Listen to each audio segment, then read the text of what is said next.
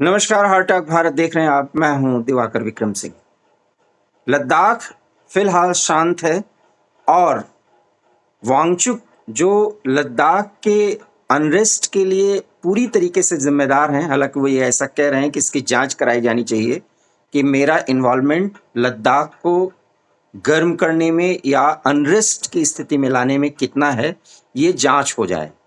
वो जांच होगी या नहीं ये बात का विषय है, लेकिन लद्दाख में जो कुछ भी हुआ उसको फिर से पटरी पर लाने के लिए और लोगों से बातचीत कर लद्दाख को एक शांत प्रिय केंद्र शासित प्रदेश बनाने की पहल जारी है।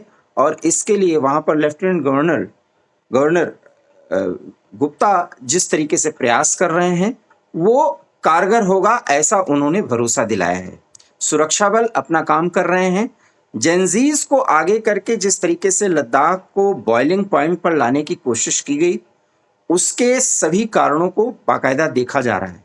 सवाल यह है कि क्या लद्दाख को पूर्ण राज्य का दर्जा मिलेगा या दिया जाना चाहिए। इस सवाल पर कई मत मतांतर हैं, लेकिन आज हम उसके उन पहलुओं पर चर्चा करेंगे जिसे सुनकर आप ये स्पष्ट रूप से जान पाएंगे कि इसे राज्य बनाया जाना चाहिए, पूर्ण राज्य, या नहीं।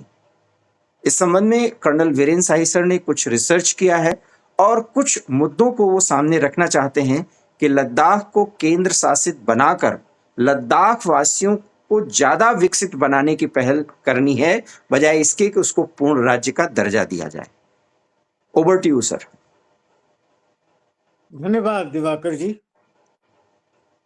ये एक महत्वपूर्ण विषय है और क्या विडंबना है कि पिछले कुछ सालों से कितनी सरगर्मी चल रही थी टू फेस वॉर या टू फ्रंट वॉर, और जिस एक ही देश के उस भाग में जहां एक्चुअली टू फ्रंट हैं, लद्दाख पाकिस्तान को भी फेस करता है और कारगिल में हम युद्ध लड़ चुके हैं 1999 में। चाइना को भी फेस करता है और वहाँ जो हमारा eyeball to eyeball Galwan में 2020 में हुआ वो भी सबको विदित है। और यही एक इलाका है जिसमें टू फ्रंट वॉर की तैयारी एज ए नेशन हम नहीं कर रहे थे।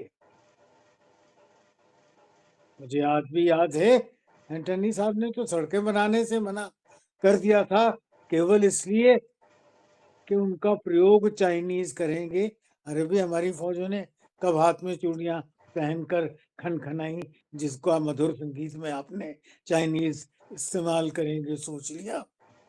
आप एंटनी साहब का जिक्र कर रहे हैं, एक एंटनी जो रक्षा मंत्री जी थे। जी, जो रक्षा मंत्री थे, जी जी जी उन्होंने कहा था सड़कें नहीं बनानी जी। चाहिए। वैसे तो उन्होंने राफेल के लिए भी कहा था कि हमें अफोर्ड नहीं कर सकता देश, क्योंकि हमें कमजोर सेनाओं को रखना चाहते थे, क्यों इस एरिया को इग्नोर करना चाहते थे। और ये जो इंटरनेशनल फैसले होते हैं ये लोग बहुत दूरगामी होते हैं। आज जब मैं हाइंडसाइट से पीछे घूम कर देखता हूँ तो मैं समझता हूँ ये एनवायरमेंटल कहानी शुरू ही इसलिए की गई थी कि अगर यहाँ पर सेना आएगी, सड़कें बनेगी, रेल भी शायद ले जाएं हम, हवाई अड्डे बनेंगे। एक हवाई अड्डे का उन्होंने रोक दिया था पहले गलवान के साथ जो बन रहा था, वो रुका रहा बहुत अरसे, जबकि हमारे वीर एयरफोर्स ऑफिसर ने पहल की और उसको बगैर ज्यादा कोई ढोल पीटे बनाकर कम से कम हवाई जहाज उतरने लायक कामयाब बना दिया सेना के साधनों से। ऐसी स्थिति में टू फ्रंट की इतनी लंबी बातचीत, टू फ्रंट पर सरकार को पार्लियामेंट में क्वेश्चन किया जा रहा है, क्या हम तैयार हैं, पर टू फ्रंट वॉर की कोई कोशिश नहीं हो रही थी। और ये एनवायरमेंटल जो बातचीत की गई मैं समझता हूँ ये एक दूरगामी शत्रु का प्लान था कि इस मुद्दे पर हम होने वाली इंफ्रास्ट्रक्चर, रोड्स, रेल, बिल्डिंग्स, हवाई हेलीपोर्ट पट्टी, हाँ। और एयर स्ट्रिप्स जो बनेंगे उनमें अड़चन डाल सकेंगे और उस काम के लिए फंड किया गया श्रीमान को, जो पहले तो एक एनवायरमेंटलिस्ट के रूप में, सोनम वांगचुक। सोनम जी को उसके बाद इनाम दिए गए, मैगेसे इनाम दिया गया, बहुत बड़े एनवायरमेंटलिस्ट बन गए और वहां से धीरे धीरे नेतागिरी की तरफ शिफ्ट हो गए, जिसका के अंतिम परिणाम हमने ये जो रिसेंट अनरेस्ट हुआ इसको देखा। अब वो कुछ भी कहें इसके पहले हमें याद रखना चाहिए, उन्होंने ये भी कहा कि अगली बार चाइनीज आते हैं तो हम तो उनको गाइड करेंगे, उनको स्वागत करेंगे।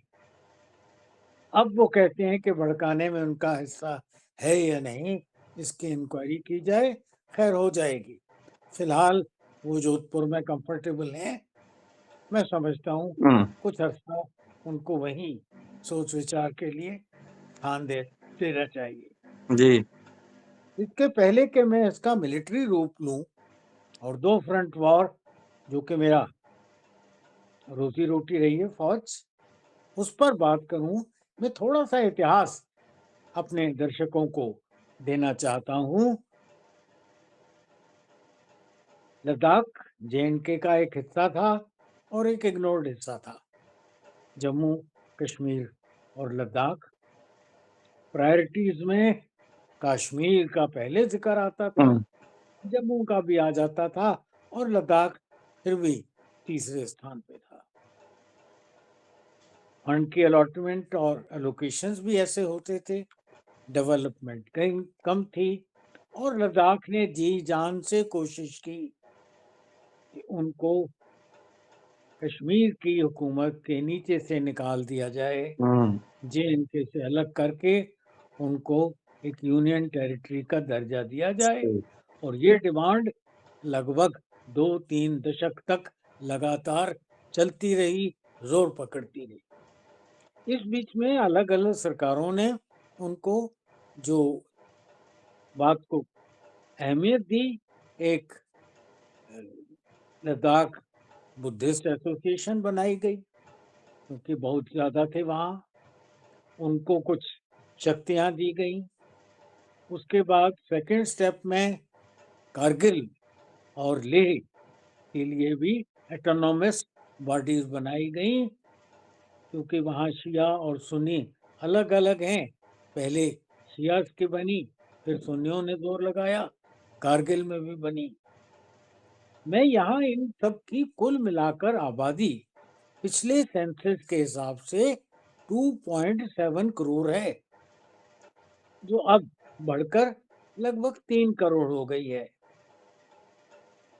समय बीतता गया, जंस्कार और नुब्रा के इलाकों ने भी कुछ एम्पावरमेंट चाहिए और उनकी भी काउंसिल्स बन गई। अब ये कहते हैं कि इन 4 काउंसिल्स को 4 एमपी दिए जाएं। शायद नहीं जानते कि एमपीज की संख्या बढ़ाई नहीं जा सकती। देश के मेंबर ऑफ पार्लियामेंट्स की बढ़ोतरी पर फ्रीज है, जो 1984 में संशोधन पास करके पार्लियामेंट के दोनों हाउसेज ने पास किया था। There can be no increase in member of parliaments. तो 4 और एमपी बनाने का मतलब है किसी और के एमपी छीनना, वो कोई भी छीनने नहीं देगा। तो वो बात तो भूल जानी चाहिए, बिना एमपीज के ही लद्दाख की यूनियन टेरिटरी को रहना है। अब यूनियन टेरिटरीज की जब बात करते हैं, वो विद असेंबली भी हो सकती हैं। आज की तारीख में हमारी सबसे छोटी यूनियन टेरिटरी जिसको असेंबली दी गई है वो है पुंडुचेरी की। हम्म, उनकी आबादी 12 करोड़ है। ये 3 करोड़ है। वो 4 करोड़ वाली आबादी भी यूनियन टेरिटरी है विद एन असेंबली। ये 3 करोड़ में अपनी असेंबली मांगते हैं। तो ये अनरीजनेबल सी डिमांड है। एमपीज जैसा मैंने कहा इनके हो नहीं सकते। और बाकी जो हमारे यहाँ इस तरह की टेरिटरीज हैं, मिजोरम, सिक्किम, गोवा, वो सब अपनी अपनी असेंबलीज में हैं और उनकी आबादी पौंडीचेरी से अधिक है। 16 करोड़, 18 करोड़ और 17 करोड़ इस पौंडीचेरी की हिसाब से। 12 करोड़ है ना सर? पौंडीचेरी की 12 की है, बाकी तीनों की हम्म, 16 एंड अबव है। हाँ हाँ, बिल्कुल बिल्कुल। तो ऐसी हालत में ये 3 करोड़ वाले भी कहते हैं कि हम अलग रियासत बनाएंगे। ये एक भाग है। दूसरी बात है कि जो हमारा अनुभव हुआ है, अगर टू फ्रंट वॉर कभी होगा तो उसके लिए बहुत प्रॉपर फ्रंट है, जो हम कारगिल और गलवान का देख चुके हैं। ये 2 फ्रंट हैं, दोनों जगह हमारी हाथापाई हो चुकी है। एक बार कारगिल युद्ध में, एक बार गलवान के स्टैंड आउट में। और जब ये दो अलग अलग चीजें, 2 फ्रंट बताती हैं पाकिस्तान के और चाइना का, तो अब और 2 फ्रंट कहाँ ढूंढने जाएंगे? पंजाब में तो चाइना नहीं आएगा, और लद्दाख में के आगे उत्तरांचल में या नेफा के एरिया में, अरुणाचल प्रदेश में पाकिस्तान नहीं पहुंचेगा। तो यही एक जगह है जहाँ के 2 फ्रंट वॉर का सामना किया जा सकता है।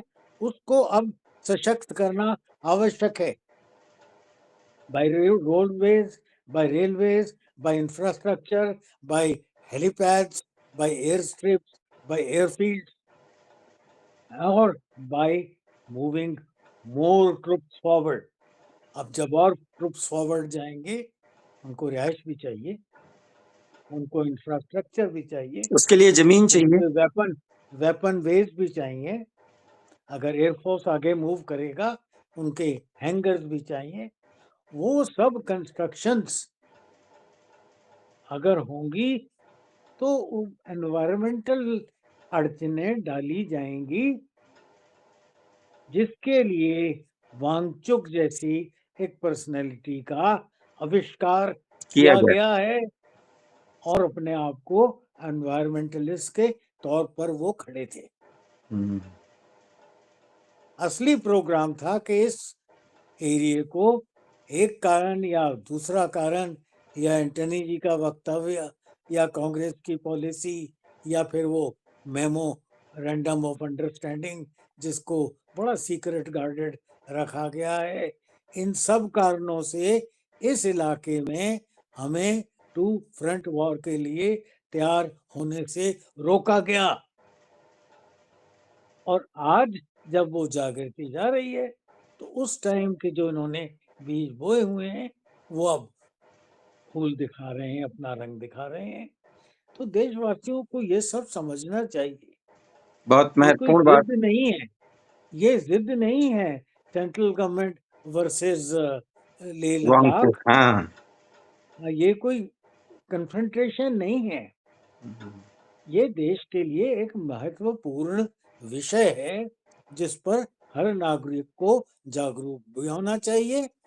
और इसके पहले कोई भी वो बन जाता है विशेषज्ञ कि आखिर क्यों नहीं दे देते, उसमें दिक्कत क्या है? अरे आप 3-3 करोड़ की अगर स्टेट्स बनानी शुरू करोगे, तो कितनी स्टेट हो जाएंगी हमारे 150 करोड़ में? 140 का आंकड़ा तो हम पार कर चुके हैं। For every 3 crore you will have a state. क्या मजाक की बात है? क्या बगैर सोचे समझी बात है? और कितने एक बचकानी सी बात है, और उसके समर्थक भी हैं। तो इस इलाके को थोड़ा बहुत डिस्टर्ब अगर उसकी सीनिक ब्यूटी कहीं होती है, तो डेवलपमेंट जहाँ भी संसार में होता है, हम्म। वो स्विट्जरलैंड में हो, वो भारत में हो, वो अमेरिका में हो, वो इंग्लैंड में हो, जहाँ-जहाँ डेवलपमेंट होगी, कुछ ना कुछ एनवायरमेंटल इश्यूज आएंगे। इसके साथ ही मैं याद दिलाना चाहता हूँ दिवाकर जी, आज हम बांग्लादेश के बीच एक वायर फेंस बनाना चाहते हैं, जैसी पंजाब में बनी है और लाइन ऑफ कंट्रोल पर जे&के में बनी है। उस वायर फेंस के लिए ममता दीदी अड़चने डाल रही है और बीएसएफ को जमीन नहीं लेने दे रही। एक बहाने दूसरे बहाने किसी तरह, और वो वायर फेंसिंग जगह जगह पर कंप्लीट नहीं हो पाई है। जहां जहां कंप्लीट नहीं हुई है, वो इन्फिल्ट्रेशन के रास्ते खुले हुए हैं, वहां से इन्फिल्ट्रेशन लगातार हो रहा है। क्या लद्दाख, फर्ज कीजिए, एक छोटी सी रियासत स्टेट बन जाए, तो वो इस तरह के तजुर्बे नहीं करेगी कि यहाँ ये ऑब्जर्वेशन टावर नहीं बननी चाहिए, यहाँ ये एयरफील्ड नहीं बनना चाहिए, ये यहाँ पर रेल यहाँ से नहीं गुजरनी चाहिए, ये टनल इस हिल से नहीं जानी चाहिए। उस जमीन को लेने के लिए कितनी अड़चन आएंगी रक्षा मंत्रालय को, अगर इस तरह की कोई नासमझी कर ली जाती है। बहुत इन महत्वपूर्ण सब बातें। सब जी। इन सब बातों को सोच समझकर मेरे ख्याल में जो कुछ प्रेजेंट पोजीशन है बहुत अच्छी है। लेह लद्दाख के लोग भोले हैं, भड़काए जा सकते हैं। अगर उनकी कुछ वाजिब रिक्वायरमेंट्स हैं, एम्पावरमेंट के इश्यूज हैं, एजुकेशन के इश्यूज हैं, बिल्कुल। मेडिकल फैसिलिटीज के इशू हैं, ट्रांसपोर्टेशन के इश्यूज हैं, उन सब बातों को इसी फ्रेमवर्क के अंदर पूरा किया जा सकता है। मैं यहाँ ये भी बताना चाहता हूँ कि लेह लद्दाख की जो इनकम और जो लेह लद्दाख को भारतीय एक्सचेकर की सब्सिडीज और जो एड मिल रहा है, वो आज सबसे अधिक है। बड़े स्वाभिमानी होते हैं लद्दाखी, और मैं अपने लद्दाखी भाइयों से पूछना चाहता हूँ कि आप कब तक इंडियन एक्सचेकर का हिस्सा लेकर जीते रहेंगे? क्या आप स्वावलंबी नहीं बनना चाहते? क्या आप सेल्फ रिलायंट नहीं होना चाहते? क्या आप अपने लद्दाख एरिया में इंडस्ट्रीज, टूरिज्म को बढ़ावा नहीं देना चाहते? और अगर आप ये सब करना चाहते हैं, इंडस्ट्री आएगी, टूरिज्म बढ़ेगा, तो कहीं ना कहीं आपका जो एनवायरमेंटल इश्यूज हैं, थोड़े बहुत कंप्रोमाइज किए हो जाएंगे, और उनको सावधानी से करना चाहिए, उनको सोच समझ कर करना चाहिए, उनको कम से कम हानिकारक रूप में होना चाहिए। बहुत अपॉर्चुनिटी है लेह लद्दाख में सोलर पावर डेवलप करने की, ऑल्टरनेट पावर सिस्टम्स लाने की। उनकी तरफ तवज्जो कीजिए, डेवलपमेंट की तरफ तवज्जो कीजिए। अगर आपकी मांगे हैं तो ऐसी मांगे बनाइए कि लेह लद्दाख अपने पैरों पर खड़ा हो सके, बजाय इसके कि आप भारतीय सहायता पर जीते रहें और जिस दिन वो टोटी बंद हो जाए आप प्यासे हो जाएं। हम्म। तो opt for water supply, opt for transportation, opt for industrialisation, उन चीजों की मांग करिए जिससे आप, आपके बच्चे एजुकेशनल इंस्टीट्यूट्स लाइए, ताकि लद्दाखी भी देश की मेन स्ट्रीम में और आगे बढ़ सकें, तरक्की कर सकें और संसार के पटल पर एक अहमियत हासिल कर सकें। बजाय इसके कि जी नहीं दरवाजे वरवाजे बंद कर दो, हमें स्टेट बना दो और पैसा देते जाओ। बहुत बहुत धन्यवाद सर की इतनी महत्वपूर्ण जानकारी आपने दी है। और वो ये है कि सोनम वांगचुक किस तरीके से एक टूल बनाए गए हैं और क्या क्या उनके साथ सहमति जताकर या सिंपैथी दे करके कराने की कोशिश हो रही है। और इसमें अपने देश की राजनीति भी प्रभावी है और साथ ही साथ बाहर के लोग भी, क्योंकि टू फ्रंट वॉर की एक ही स्थिति भारत में बनती है और वो बिल्कुल क्लियर है, लेह और लद्दाख। और वहां पर वांगचुक के जरिए स्टेटहुड का मामला उछाल करके अनरेस्ट की स्थिति इसलिए लाई जा रही है ताकि चीन और पाकिस्तान की नापाक हरकत वहां पर आसानी से कारगर बनाया जा सके। इसके लिए वो कहते हैं हम वेलकम करेंगे। जी, इसको वांगचुक को भी सुनना चाहिए, लद्दाख वासियों को भी सुनना चाहिए और केंद्र सरकार के उन नुमाइंदों को, उन पक्षों को भी सुनना चाहिए जो इससे जुड़े हुए हैं। कर्नल शाही सर ने बहुत महत्वपूर्ण बातें कही हैं और पूरे षड्यंत्र की रूपरेखा पर भी उन्होंने जो टिप्पणी की है उससे आप अपने सहमति या असहमति जता सकते हैं। कमेंट बॉक्स में जाइए और कमेंट करिए। कोई सुझाव हो तो दीजिए।